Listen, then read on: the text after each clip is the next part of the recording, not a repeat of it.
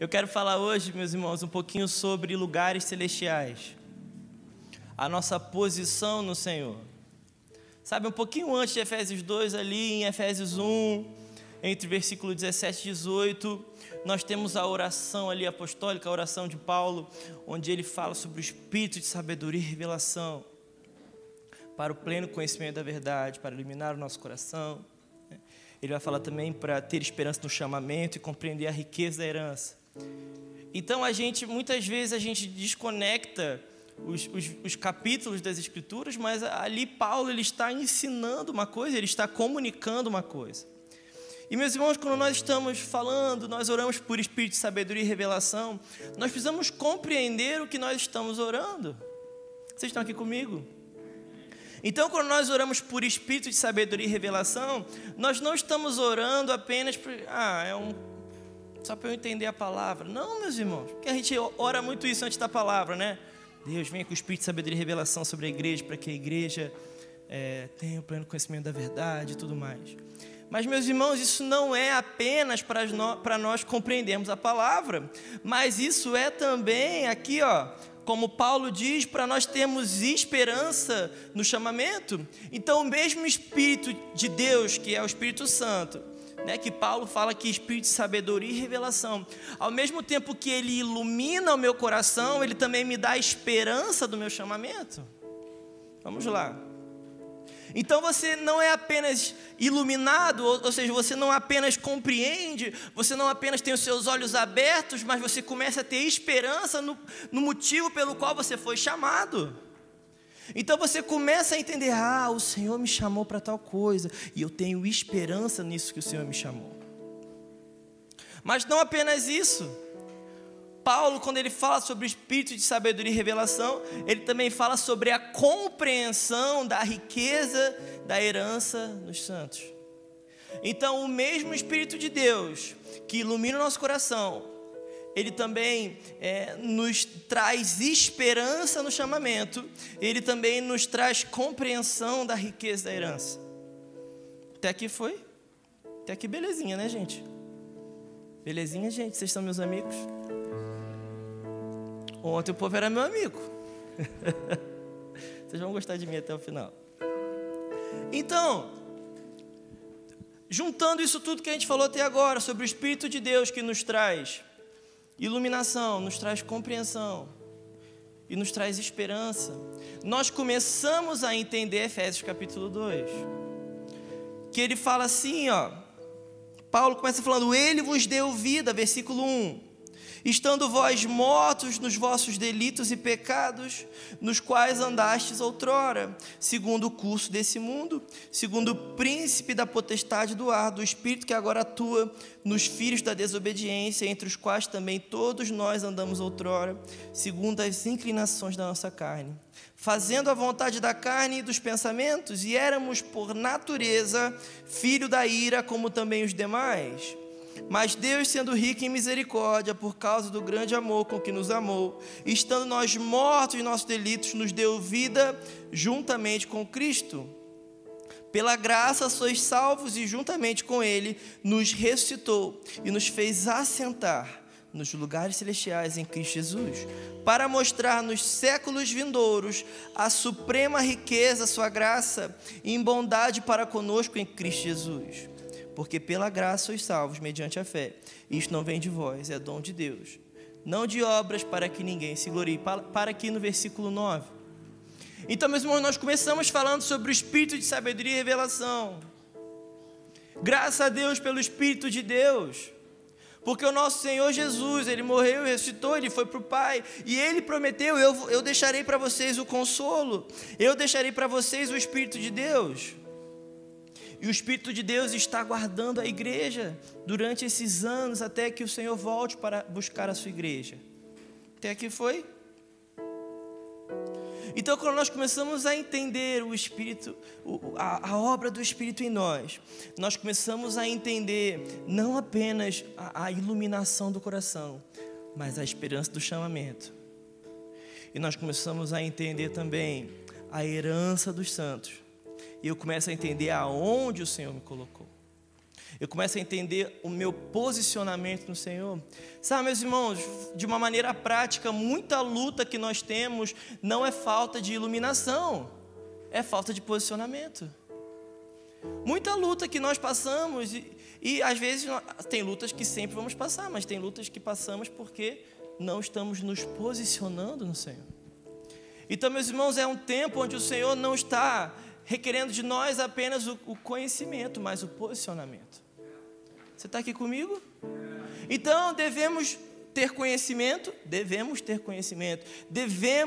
aprender, devemos vir no culto, sendo de maneira prática, e aprender aqui. O pastor Farley ensina, vocês absorvem, vocês anotam, vocês esmiuçam durante a semana. Devemos fazer isso, mas, meus irmãos, se nós não nos posicionamos com o que nós temos recebido do Senhor, de nada vale.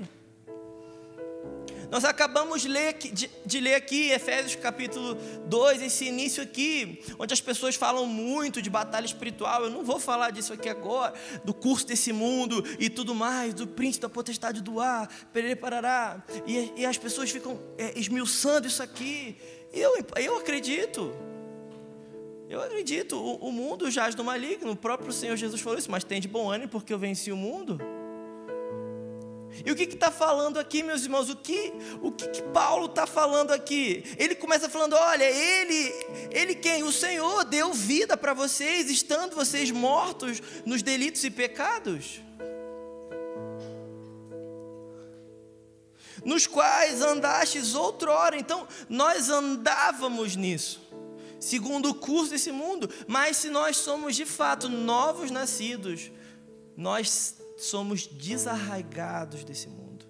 A Bíblia vai falar que Ele nos tirou do império das trevas e nos transportou para o reino do seu Filho amado. Então, meus irmãos, tem muita coisa que nós passamos em nossa vida.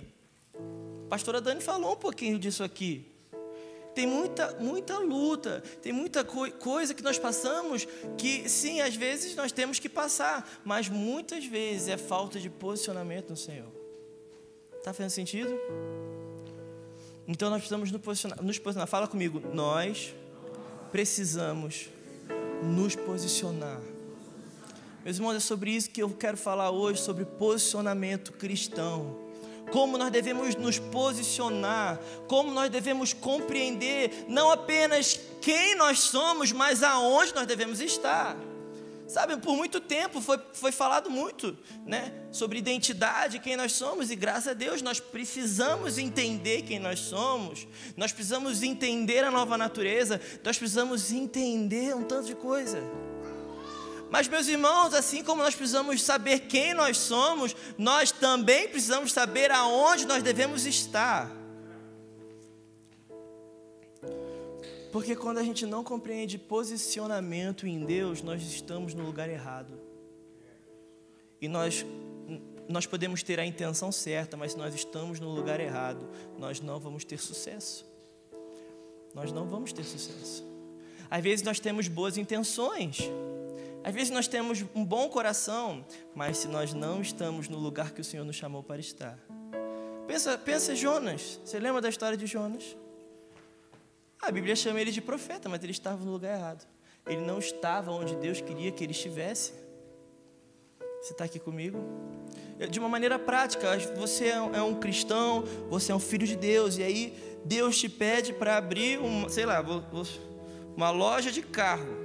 Aí você vai lá e abre uma pastelaria. Aí começa a dar errado. Aí você fica assim: meu Deus, eu preciso orar mais, eu preciso jejuar mais, Você precisa disso tudo. Mas, meus irmãos, isso não conserta a falta de posicionamento. Isso não conserta a motivação de desobediência. Vocês estão entendendo? Até aqui tá legal?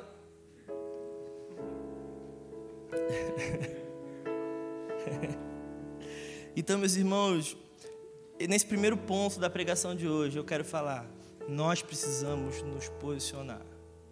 E é muito legal porque Paulo, quando ele começa a falar sobre o curso desse mundo, eu imagino aqui como um rio, sabe? É um curso, esse curso é isso aqui, é um caminho, é um fluxo. Então o mundo, ele está num fluxo. Faz sentido? O mundo, ele está indo por uma direção. O mundo, ele está indo por um sentido. E é muito legal, porque Paulo, quando ele vai falar aqui sobre nós, que estávamos mortos nos delitos e pecados, ele vai falar que nós, pela graça, somos salvos, e juntamente com ele, com quem? Com Jesus Cristo, nos ressuscitou e nos fez assentar nos lugares celestiais em Cristo Jesus. Então, meus irmãos, a melhor maneira de nos posicionarmos frente às nossas adversidades, grave isso aqui, pensa junto comigo durante essa semana. A melhor maneira de nós nos posicionarmos frente às nossas adversidades. Eu não sei a sua adversidade, eu não sei pelo que você tem lutado, mas, meus irmãos, a maneira pela qual o Senhor nos chamou para lutar as nossas adversidades é assentados em lugares celestiais com Cristo Jesus. Então nós não vamos ganhar as nossas guerras enquanto nós não estivermos dispostos a olhar para o alto. Isso aqui, pensa comigo, sabe? Pensa uma correnteza. Você está lá no Rio de Janeiro, pensa comigo, no Rio de Janeiro. Pode ser no Rio de Janeiro. Aí você está na praia. Aí você caiu numa correnteza. Você está num curso de correnteza. E aí vem o helicóptero e te tira. Já pensou comigo? E aí o helicóptero te tirou e te tirou do curso. Você está salvo. Mas às vezes você não vai no helicóptero e você fica lutando contra a correnteza. E você fica assim, nossa, eu estou há 10 anos lutando contra essa correnteza. Eu estou há 20 anos lutando contra essa correnteza. Ô luta, ô luta. Meus irmãos, você só tinha que olhar para o alto e ser livre dessa correnteza. Tá fazendo sentido, gente? Eu estou muito bravo, não, né? Se eu estiver bravo, vocês falam. Meus irmãos, vamos subir. Nós precisamos ser desarraigados desse mundo. Porque quando nós olhamos e nós compreendemos que nós estamos assentados em lugares celestiais com Cristo Jesus, sabe, o curso desse mundo para de ter efeito em nós. Eu acredito em batalha espiritual, meus irmãos, mas eu acredito que é uma batalha que nós devemos lutar em lugares celestiais. Eu acredito que tem coisa nessa vida que, meu Deus, não tem explicação. Porque a vida do crente é mais difícil, não é? Parece que quando a gente aceita Jesus, o negócio fica mais difícil. Mas, meus irmãos, como é que a gente vai vencer isso tudo? Em lugares celestiais. Então, primeira coisa que eu quero falar aqui, nós precisamos entender que nós estamos ajuntados em lugares celestiais com Cristo Jesus. O curso desse mundo, eu não sei pelo que você tem lutado nesse tempo, eu não sei a sua vida, mas, meus irmãos, eu quero te incentivar a olhar menos para a situação e mais para o Senhor. A olhar menos para o conflito e mais para o Senhor. Às vezes a gente lembra quando os soldados romanos, eles foram até o Getsêmani, Jesus estava ali, e aí Pedro, numa tentativa boa de ajudar o Senhor Jesus, ele corta a orelha do cara. Vocês lembram dessa situação? E aí Jesus falou assim, não, gente, calma, não é assim não, e cura Malco ali. Por quê? Porque Pedro até tinha um entendimento de quem era Jesus, mas ele não estava entendendo muito o posicionamento. Em outra situação, Jesus começa a falar sobre ele ir para o Pai, e aí Pedro fala assim, calma aí, Jesus, vem aqui comigo. Jesus, você vai para o Pai, o que está acontecendo agora que o ministério está dando certo? O que Jesus fala para Pedro? Sai daqui, Satanás. Sai daqui. Porque, meus irmãos, o nosso Senhor Jesus, que é a palavra, Ele é o verbo que se fez carne, Ele é a revelação, Ele é o conhecimento de Deus, mas Ele também tinha plena noção do posicionamento. É por isso que Ele fala assim, eu só faço o que vejo meu Pai fazer. Então, se o Pai está aqui, eu estou aqui. Se Deus está fazendo isso, eu estou fazendo isso. Meus irmãos, nós devemos nos comprometer com o que o Senhor está fazendo. Nós devemos nos comprometer com a seara do Senhor. Não porque aí é bonito para a igreja, mas eu quero me posicionar com o que o Senhor está fazendo. Eu quero falar um pouquinho disso hoje, eu quero falar um pouquinho sobre missões, eu acho que eu vou falar de tudo hoje. Eu vou falando de tudo aqui. Eu estou fazendo, desde ontem, o que eu falei assim, quando eu for no Fale, eu vou expositivo certinho. Por quê? Porque eu aprendi a pregar ouvindo Fale, ouvindo o Luciano. Eu não posso fazer doidão, não. E o que eu estou fazendo? Doidão.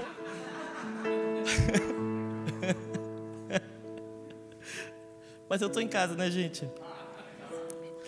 Ai, Jesus, me abençoa. Meus irmãos, nós precisamos nos posicionar no Senhor.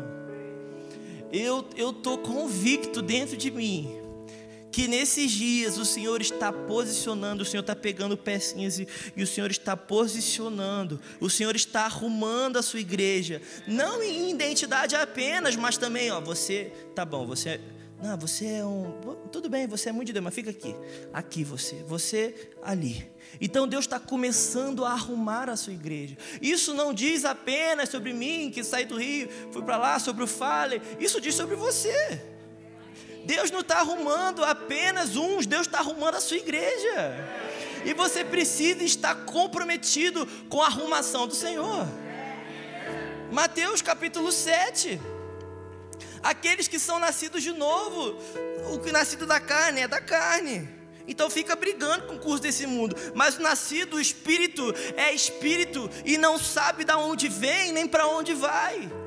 Então, meus irmãos, quando nós somos novos nascidos, nós somos guiados pelo Espírito de Deus, e isso não diz apenas sobre quem eu sou, mas diz, o vento está soprando, então eu vou.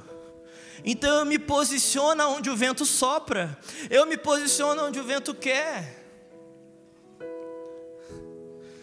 Nós precisamos nos posicionar nesse tempo, porque quando nós estivermos aonde o Senhor está, quando nós estivermos aonde o Senhor quer que nós estejamos, nós começamos a entender, nós começamos a viver o que o Senhor tem para nós. Não adianta, eu não sei com o que eu estou falando isso aqui não, mas não adianta brigar com Deus. Não adianta brigar com Deus. Davi, eu queria ir para lá, Deus quer que eu vá para lá, o que você acha? Assim, você já sabe a resposta. Eu escuto isso muito, eu tenho escutado, Davi, Deus quer que eu saia desse emprego porque eu sonego imposto, Deus quer que eu vá para lá, o que você acha que eu faço? Assim, eu não preciso te aconselhar nisso, eu não preciso. Davi, meu coração está queimando por missões, eu não sei o que, eu estou pensando em dar minha vida para Jesus, você acha que isso vem de Deus? Assim, do inferno não vem. Eu nunca vi Satanás comissionar os outros. Vocês estão entendendo? Então, meus irmãos, quando Deus começa a arrumar a igreja, quando Deus começa a posicionar os seus filhos, isso pode começar a parecer desarrumação no início. Meus irmãos, sabe quando você pega o dia para limpar, dar um geralzão na casa, e dá metade do dia você fala assim, meu Deus, está pior do que de manhã. Mas persevera que no final do dia vai fazer sentido. Não é assim? É assim que Deus ajusta a sua vida. Então, meus irmãos, não para na metade. Tem muita gente frustrada com o posicionamento em Deus porque parou na metade. Aí foi até a metade, aí chega para mim e fala assim, Davi, cara, esse negócio de ser profundo em Deus deu errado, perdi meu trabalho, perdi tudo, perdi não sei o que, minha namorada, não sei o que, estou sem nada. Mas você não terminou, você foi até a metade, porque o mesmo Deus que desarruma, Ele também arruma. Ele te desarruma, Ele te estraga para te arrumar. Amém? Quem quer ser estragado hoje? Desarrumado.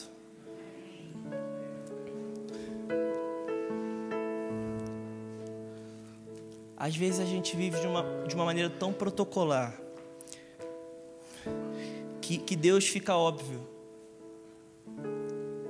A nossa vida cristã começa a ficar óbvia demais. Então, meus irmãos, isso não é Deus, isso é o Deus que eu fiz para mim mesmo. É o Deus que eu fiz para mim. É um Deus que eu já sei, ó. O meu Deus segue essa doutrina aqui, ó. O meu Deus segue essa teologia aqui, ó. O meu Deus segue esse fluxo aqui. O culto do meu Deus é assim, ó. A bateria do meu Deus é assim, a virada é assim, ó. O dedilhado é assim. Então a gente começa a fazer o Deus que a gente quer para nós mesmos. E meus irmãos, o nosso Deus, o Deus de Abraão, Isaac e Jacó, o Deus de Paulo, o Deus de Pedro, o Deus nosso Senhor Jesus Cristo, o nosso Pai, é um Deus que desarruma às vezes, viu? É um Deus que confronta os nossos sonhos. Está fazendo sentido? Porque Deus, Ele não é refém dos nossos caprichos. Deus não é refém do nosso bel prazer. Na verdade, nós estamos aqui para o prazer da vontade de Deus. Até aqui foi? Então, nesse lugar, meus irmãos, um lugar assentado, eu gosto muito da ideia de que Deus governa sentado. Porque a gente tem a impressão, às vezes, que Deus governa ansioso. Gente, Deus está tranquilo. Deus está sentado num trono de glória. E lá, sentadinho assim, ó, Deus está sentado num trono. E de lá Ele governa. E, meus irmãos, é desse lugar que nós vamos governar com o Senhor. Ninguém governa com o Senhor de um lugar ansioso. Ninguém governa com o Senhor de um lugar agitado. Mas quando nós confiamos, Deus me leva, me coloca com o Senhor. Então, de um lugar assentado, nós começamos a governar a nossa vida. Nós começamos a governar os nossos anseios. Nós começamos a governar as nossas vontades. E nós começamos a parar de dar as nossas... Nós paramos de dar as nossas vontades para o curso desse mundo. Nós paramos de dar as nossas vontades, sabe, para as coisas dessa terra. Eu não estou falando contra as coisas naturais. Muito pelo contrário, a Dani falou, né? Nós temos que ser espiritualmente naturais e naturalmente espirituais. Mas às vezes a gente coloca tantos olhos, tantos sonhos nessa terra. A Bíblia fala que se nós esperamos dessa terra, nós somos miseráveis. Tem noção? Nós somos miseráveis se nós esperamos dessa terra. Então o primeiro ponto que nós falamos é: estamos ajuntados em lugares celestiais. E é desse lugar que lutamos contra o curso desse mundo. Segundo ponto que quero falar é que estamos aproximados das bênçãos de Cristo. Então nós estamos contra as barreiras desse mundo. Vamos ler a partir do versículo 10 de Efésios 2. Pois somos feitura dele, poema dele, criados em Cristo Jesus para boas obras, as quais Deus de antemão preparou para que andássemos nela. Portanto, lembrai-vos de que outrora vós, gentios na carne, chamados em circuncisão por aqueles que se intitulam circuncisos na carne, por mãos humanas. Naquele tempo estáveis sem Cristo, separados da comunidade de Israel e estranhos às alianças da promessa, não tendo esperança e sem Deus no mundo. Mas agora em Cristo Jesus, vós que antes estáveis longe, fostes aproximados pelo sangue de Cristo. Vamos lá. Mas nós, meus irmãos, incircuncisos na carne, fomos aproximados. E não aproximados de uma maneira geográfica, não, mas de uma maneira espiritual. Nós fomos aproximados pelo sangue de Cristo, porque Ele é a nossa paz, a qual de ambos fez um, e tendo derrubado a parede da separação que estava no meio, a inimizade aboliu na sua carne a lei dos mandamentos na forma de ordenança, para que dos dois criasse em si mesmo um novo homem, fazendo a paz e reconciliasse ambos em um só corpo com Deus por intermédio da cruz, destruindo por ela a inimizade. Estou lendo muito, né? Mas, gente, Efésios 2, depois lê com calma na sua casa. Você vai ser mudado. Lê Efésios todos, João. Lê a Bíblia toda de uma vez. Meus irmãos, eu tenho sido muito confrontado pelo Senhor por Efésios 2. Eu tenho lido constantemente Efésios 2, porque ali Paulo começa falando sobre o que a gente estava falando até agora, sobre entendermos a graça. Isso não vem de nós, é dom de Deus. Então nós compreendemos a graça, nós nos entregamos à graça, nós somos levados às regiões celestiais. E nesse lugar, um pouquinho antes, Paulo vai falar que tudo está debaixo dos pés da igreja.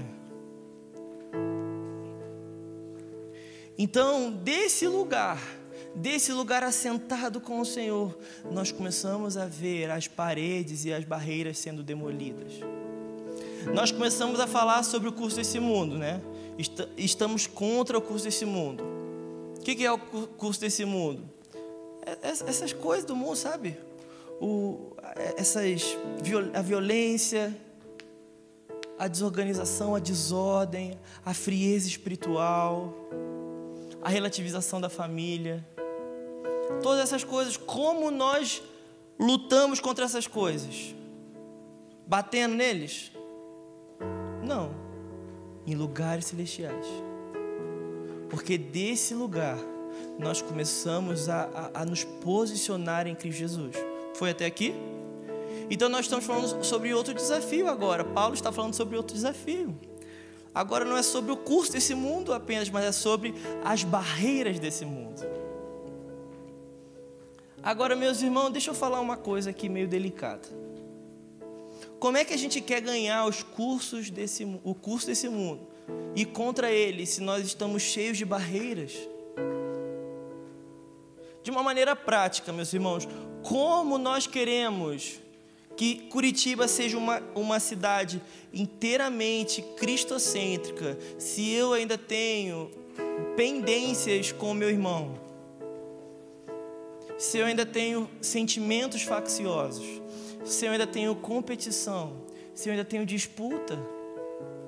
Está fazendo sentido? Meus irmãos, sentimento faccioso não é de Deus.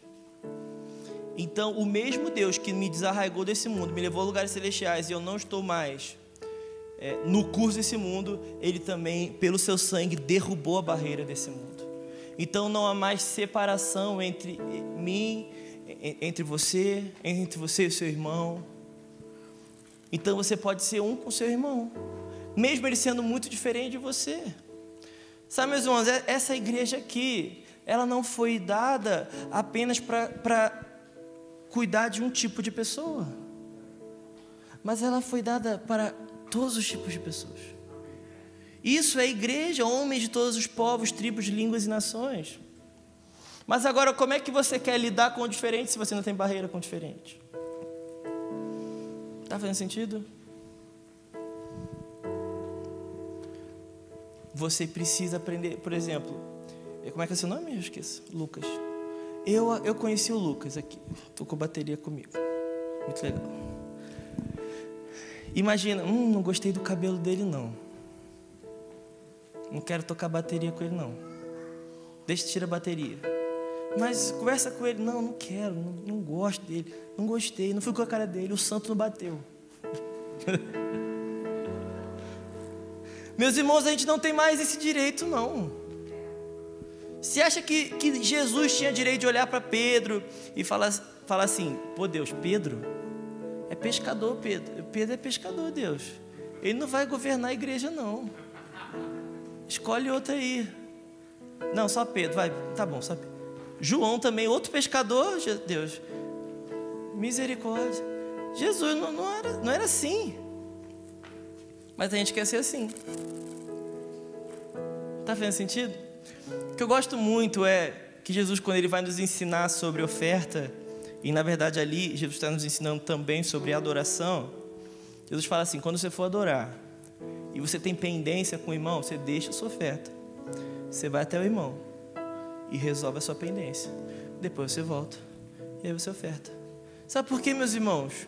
Porque onde tem pendência não tem adoração. E aí a gente vem e quer adorar o Senhor. Eu não estou falando para você parar de adorar, não. Estou falando para você resolver as suas pendências. Mas a gente... é muita cara de pau, gente. É muita adoração e muita pendência. nós precisamos resolver as nossas pendências. Então, quando a gente está aqui, fala assim: meu Deus, eu fiquei chateado com o Lucas. Lucas, cara, me perdoa, cara. Eu entendi errado tal coisa. Então a gente começa a ser família. Já estou dando spoiler lá do último ponto. Tá fazendo sentido? Então Deus quer nos tirar do curso desse mundo, mas Deus também quer quebrar as barreiras que esse mundo constrói. E como que nós tiramos esse sentimento faccioso, que é um sentimento desse século? Com o sangue de Jesus. Eu sei que é muito simples. Até agora eu falei só coisas bem simples, mas está entendendo? Vocês estão me entendendo aqui, gente? Vocês estão quietinhos mesmo, né? Eu sou um pouco carente. Estou confessando pecado aqui. Eu sou um pouco, eu preciso de você. É isso aí. Não, tá tudo bem, eu sou quietinho, mas vai. Faz um tinino para mim enquanto eu vou falando. Pode ser, Lucas, me ajuda aí. Eu vou apontar em você e a gente vai dar certo.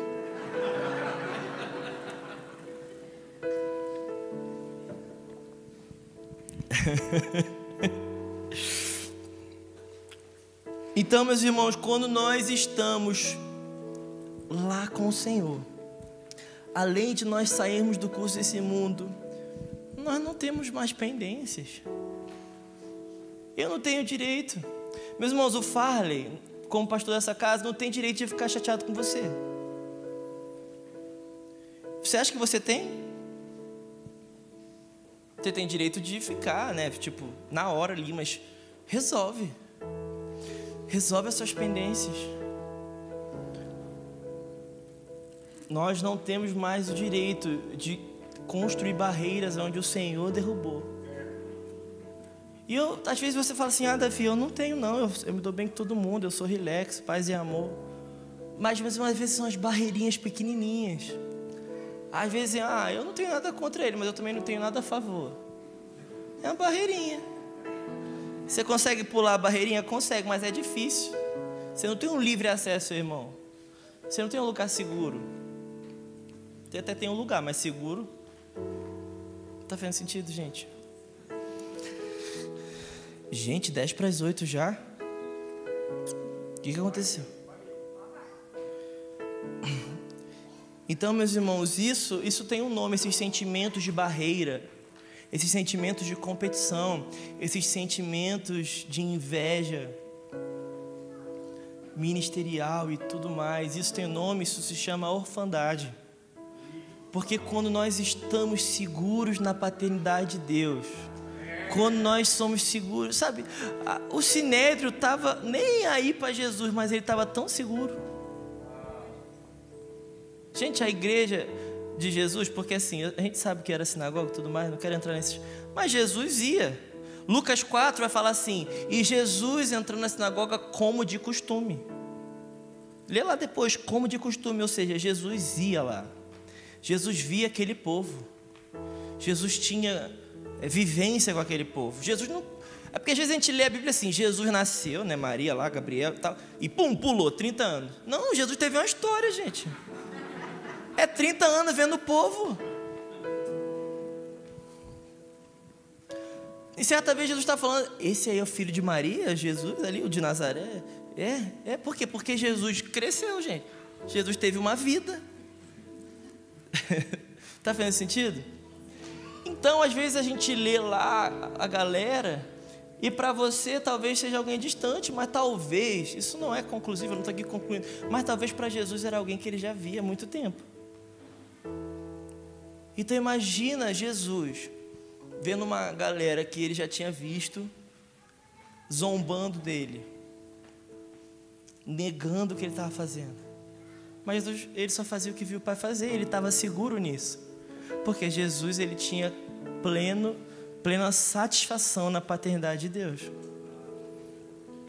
E quando você é satisfeito em Deus, você não é preso emocionalmente a pessoas, mas você tem vínculos de aliança com pessoas. Está fazendo sentido? E por que eu falei isso até agora? Porque eu quero entrar na palavra. Estou brincando.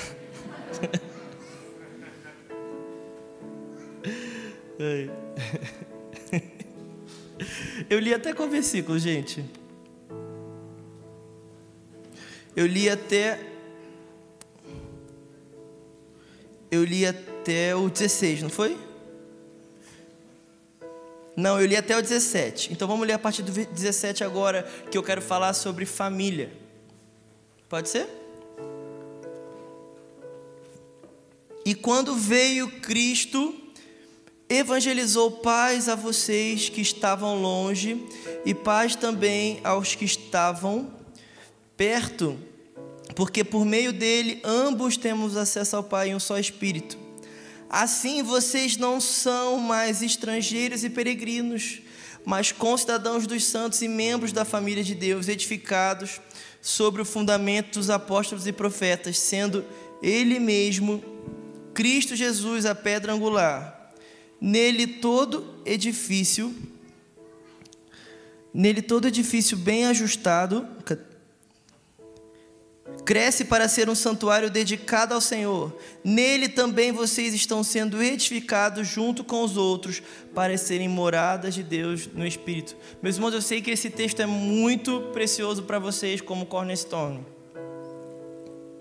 E provavelmente o Farley já vem pregando muito sobre ele aqui. E sabe, esse texto também é muito precioso para mim e Ana, em especial, né? Falei um pouco do temélios. O temélios vem sobre esse texto, né? Essa palavra fundamento é temélios do grego, temeleios, né? Aí depende da pronúncia, mas a gente é brasileiro, temélios. Não precisa, né? Temeleios. Temélios. Teve uns teólogos que falaram temeleios. Não, tá tudo bem, mas temélios. Mas não convém, né? Vamos voltar para lá. Então, meus irmãos, eu sei que esse texto é muito importante para vocês, como família espiritual, como uma casa, assim como para mim, Ana, assim como a gente tem falado muito lá na igreja. Mas, meus irmãos, se a gente quer ser esse corpo bem ajustado, essa família de Deus, nós precisamos ver todo o big picture aqui. Faz sentido? Todo o contexto. Porque a gente não consegue viver o do 17 em diante se a gente está cheio de barreira, se a gente está no curso desse mundo. Meus irmãos, eu posso falar uma coisa que pode te chocar? Pode? A gente é família, não é? Nós somos família, nós somos filhos do mesmo pai. E aqui vocês estão vivendo família num contexto. Mas, meus irmãos, a gente precisa de uma coisa para ser família, que se chama o Espírito Santo. Não existe família sem o Espírito Santo. Então você precisa do Espírito Santo para ser filho de Deus e para ser filho de um contexto. Ou seja, nós precisamos ser dependentes do Espírito Santo para ser realinhado no Espírito Santo, para estar no lugar onde o Senhor quer que nós estejamos. E no Espírito Santo nós começamos a ser família de Deus. Porque senão nós começamos a fazer um clube e não uma igreja. O próprio Efésios 2 aqui termina falando morada de Deus no Espírito. Está fazendo sentido, gente? Eu gosto muito, Paulo na sua carta pessoal a Timóteo, ele fala assim, eu não lembro o texto de cabeça, mas depois vocês podem ver, é um texto bem conhecido. Fala assim, Timóteo, quando você for tratar as mais velhas, trate-as como mãe. Quando você for tratar os mais velhos, trate-os como pai. Quando você for tratar as mais moças, trate-as como irmãs, com toda a pureza. Quando você for tratar os mais moços, trate-os como irmãos. O que Paulo está ensinando aqui a Timóteo? Timóteo, a igreja é um lugar de relacionamento familiar. Então nós não temos o direito de não ser família na igreja. Às vezes a gente usa o termo família para dar um tchan na igreja, sabe? Um up. Meus irmãos, família não é um jeito de fazer uma igreja tchan. Família é o único jeito de fazer igreja. Não, a minha igreja é tão da hora que a gente é até família. Não, se é igreja, é família. Tá fazendo sentido? Às vezes a gente usa o termo espiritual como os gregos usavam, né? A gente usa o termo espiritual para falar de distante, né? Aquele arroz com camarão espiritual é o quê? Que tá pouquinho camarão. Quem já viu isso? Tá quase espiritual esse camarão aqui nesse arroz. Por quê? Porque tem pouquinho. Então a gente usa o espiritual para distanciar. Ele é seu irmão? É, mas é espiritual. Misericórdia, meus irmãos. O espiritual bíblico, ele eterniza, ele aproxima. Faz sentido? Então, Deus é teu pai? É, mas é espiritual. Não, Deus é meu pai mesmo. E se é espiritual, é eterno. Se é espiritual, é feito no espírito. Se é espiritual, eu tenho aliança.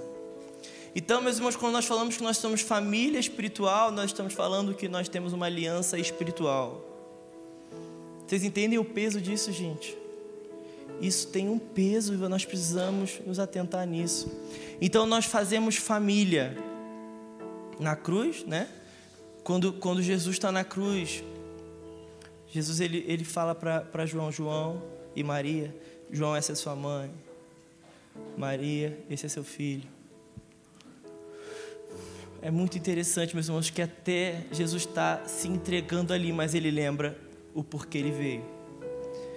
Se cuidem como uma família. Eu estou indo para o Pai, mas se cuidem como uma família. E quando Jesus aparece para os seus discípulos, ele fala assim: filhinhos. Vamos lá. Quando Jesus aparece ali na praia, ele fala: filhinhos. Quando Paulo vai escrever, ele escreve: filhinhos. Então nós não podemos negar, meus irmãos, o nosso vínculo familiar na igreja. Eu quero terminar aqui falando sobre uma comunhão familiar. Certa vez, quando a gente olha lá para Gênesis, eu não vou abrir porque é conhecido, você já ouviu essa história. Lá em Gênesis, quando a Bíblia vai falar sobre uma cidade chamada Babel. Babel, eles se proporam a construir uma torre para Nimrod sentar em cima. E é interessante que todo mundo fala a mesma língua, todo mundo fala a mesma linguagem, todo mundo se entende. Todo mundo está ali, todo mundo se entende, todo mundo é legal, todo mundo se ama. Mas a Bíblia diz que o Senhor veio ali e o Senhor confundiu as línguas. E quando as diferenças começaram a aparecer, eles pararam de construir. Ali a gente tem a Babel Church. Babel Church é assim: a gente constrói junto quando a gente fala a mesma língua. Quando a gente começa a falar uma língua diferente, eu me disperso de você. Está fazendo sentido? Mas nós não somos da Babel Church. Nós somos da Atos 2 Church. E o que acontece lá? Tem os medos, os persas, do povo da Capadócia, o povo de Jerusalém, os egípcios, está todo mundo lá. Povo de diferentes costumes, comiam coisas diferentes e tudo mais, mas eles estavam perseverando em um lugar comum, em oração, até que do alto eles foram revestidos de poder e eles começaram a se entender, um em cada língua. Vamos lá. Então, meus irmãos, como é que a gente começa a falar uma língua igual aqui? Quando é que a gente começa a ter um DNA? Como é que a gente começa a falar e você começa a entender? Quando nós perseveramos num lugar. E quando Deus vem sobre esse lugar, quando o Espírito Santo vem sobre esse lugar, a gente começa a se entender. Porque só o Espírito pode fazer comunhão. Comunhão, meus irmãos, é quando nós temos algo em comum. Como nós temos uma coisa em comum. Quando a gente fala de comunhão cristã, nós temos uma coisa em comum, que é o Espírito de Deus. E às vezes a gente quer fazer comunhão na igreja, a gente traz o quê? A gente traz um bolo, a gente traz uma bola de futebol. Vocês não são muito de futebol aqui não, né? Vocês são de futebol? Vocês torcem pro Flamengo? Não, né? pro Curitiba. Ganhamos do Curitiba esses dias. Do Paraná não tem tempo que te... Volta aqui a palavra. Então a gente começa a... Foi muito boa essa piada. A gente começa a trazer um monte de coisa aqui para ter comunhão, mas a gente esquece a única coisa que importa, que é o Espírito de Deus. O nome disso, meus irmãos, é relação.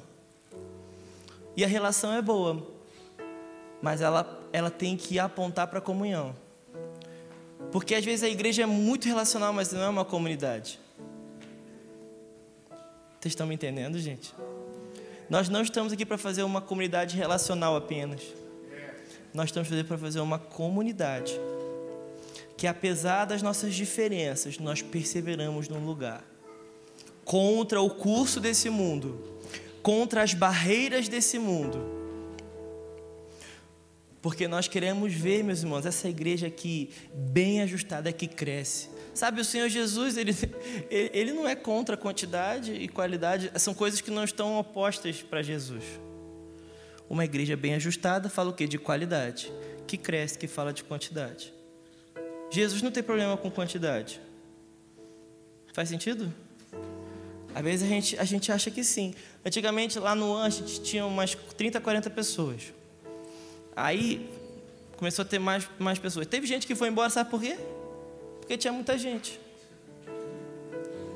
Então vai, que aí diminui.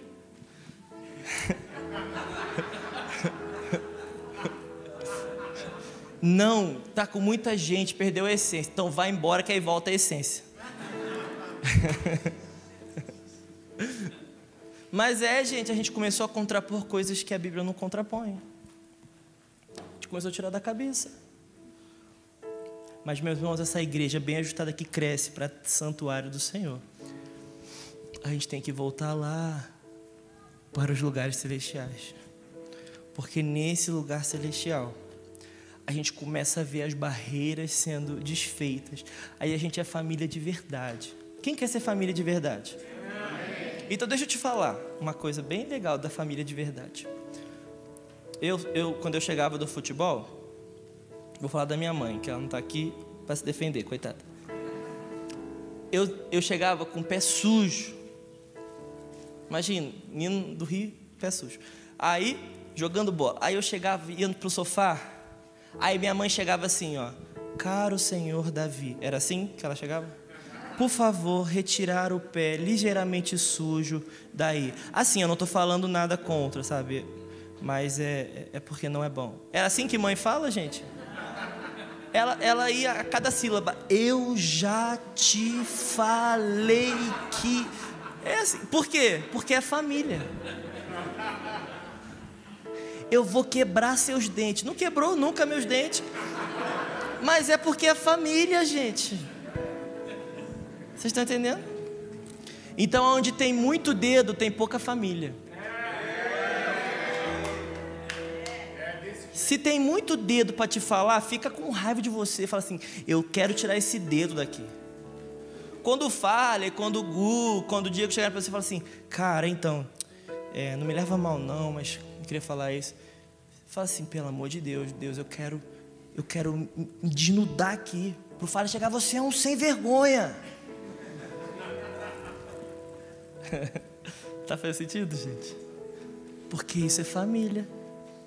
Família, a gente fala muito da parte romântica da família. Ah, eu sou tão família com a Cornerstone, tão família. Amo minha família. Meus irmãos, o backstage da família é hardcore, tá? É faca na caveira. Pra gente ser família, tem que chorar muito junto. Gente, eu sou família da minha mãe, mas eu aprendi a ser família no tapa. E graças a Deus pelos tapas. Que ela era minha mãe. Mas se fosse uma estranha, aí eu não ia deixar. Tá fazendo sentido? Então, voltando aqui para ficar amarradinho. Lugares celestiais, eu começo a sair do curso desse mundo. Ajuntados na herança do Senhor. nas bênçãos do Senhor contra as barreiras desse mundo e edificados sobre a pedra de esquina, a cornerstone, para ser santuário do Senhor. Então vamos deixar o curso desse mundo para lá, gente. Vamos deixar as barreiras desse mundo para lá, porque o Senhor está querendo levantar um lugar. O Senhor está querendo levantar uma família aqui em Curitiba. E para isso nós devemos deixar o que ficou para trás, fica para trás. Agora eu prossigo para o alvo. Não como Babel, gente. Nós não estamos aqui propondo a juntar os iguais, não. Pode vir os diferentes, mas vai perseverar. Pode vir os diferentes, mas vamos perseverar aqui até a gente ser revestido de poder. Até que o Espírito Santo comece a traduzir a nossa linguagem. Gente, deixa eu abrir um pouquinho. Eu sei que vocês têm nos acompanhado lá. Eu sou muito diferente do Alê, eu sou muito diferente do Canta. Gente, eu sou diferente até da Ana. Ela é tão perfeita e eu tão imperfeita.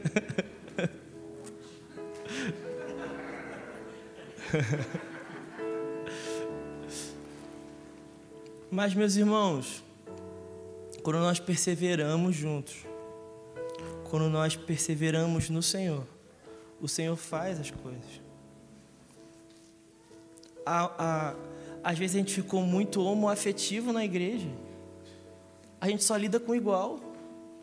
A gente só tem afeição com o que se parece. Não, meus irmãos, vamos nos abrir para o diferente. Vamos nos abrir para... Uma igreja apostólica é isso, uma igreja que... Carlito Paz fala isso, é uma igreja que dá boas-vindas ao amanhã. É uma igreja que não tem medo do novo. É um povo que não tem medo do diferente.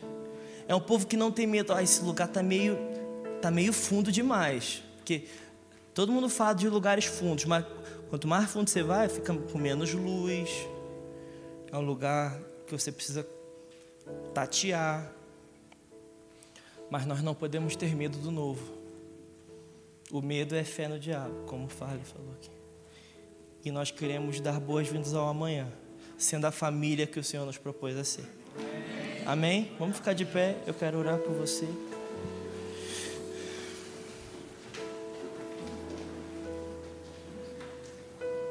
Não, pode.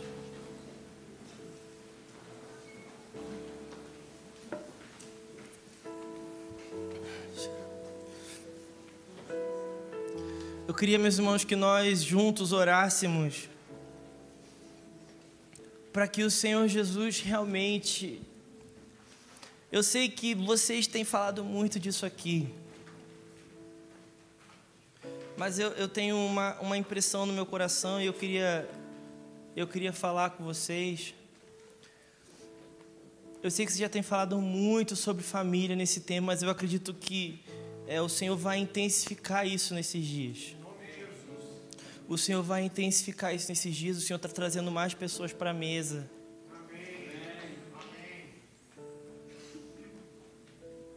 E eu queria te comissionar hoje aqui, te ajudar, na verdade fazer parte de um povo que já está te comissionando há muito tempo.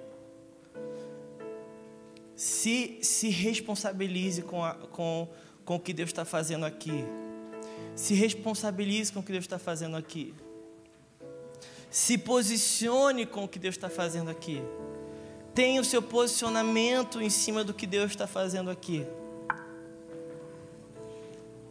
Seja um facilitador e não um criador de contenda. Mark Schubert esteve com a gente aqui. Eu quero terminar com essa palavra que ele nos entregou. Ele falou sobre Levi. E Levi o sacerdócio levítico é um apontamento, né? Ele é uma sombra, mas nós tiramos alguns entendimentos disso. E nós sabemos que dos filhos de Levi nós temos o povo que servia no tabernáculo. E Levi tem 3 filhos, né? Merari, Coate e Gerson. Gerson significa o excluído. Você vai entender. Merari significa o amargo. E Coate significa o aliançado. E sabe, meus irmãos, quando o Senhor separou o povo para levantar a arca, para movimentar a arca, Deus escolheu os coatitas para fazer isso. Então, meus irmãos, se nós queremos fazer parte, eu acredito nisso. Ele falou num ambiente profético e fez muito sentido para nós.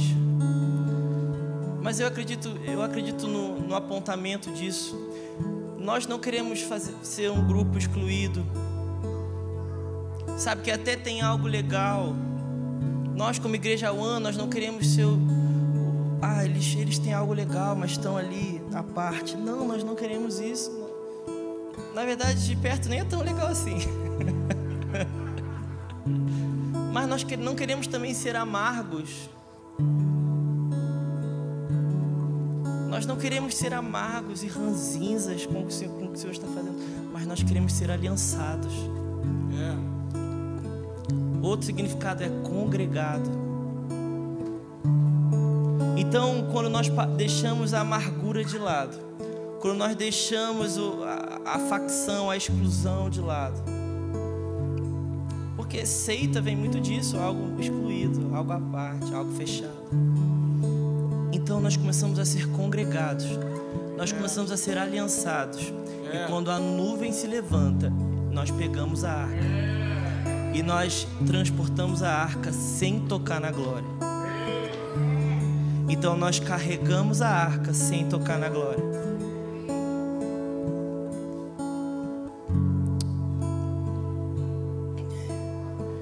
Eu acredito, Farley, eu acredito, Dani, que o Senhor está chamando vocês como coatitas nesse tempo. Deus está se movimentando em Curitiba. E será que nós, como um povo, nós podemos levantar a arca? Nós podemos transportar a arca? Nós precisamos de homens e mulheres que estão dispostos e se comprometem com o movimento do Senhor. Você quer se comprometer hoje com o movimento do Senhor? Você pode apenas assistir, você pode apenas observar, mas eu acredito muito que o Senhor está te chamando para participar. Como uma família que carrega, a arca, uma família que carrega